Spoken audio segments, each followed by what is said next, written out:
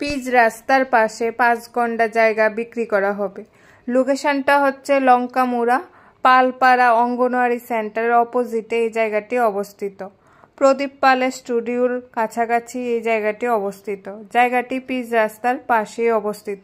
Pitch রাস্তার পাশে অবস্থিত হওয়াতে জায়গাতে ছোট বড় যে কোনো গাড়ি অনায়াসে প্রবেশ করবে। এখানে মোট 5 গন্ডা জায়গা আছে।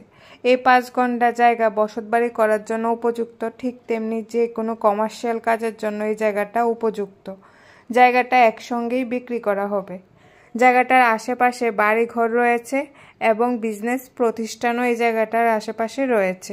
এই 5 গন্ডা জায়গা সমতল জায়গা এবং সলিড জায়গা, জায়গাটাতে মাটি ফেলতে হবে না। বর্ডার গুল চক্কর থেকে জায়গাটার ডিস্টেন্স হবে প্রায় 2 কিলোমিটার।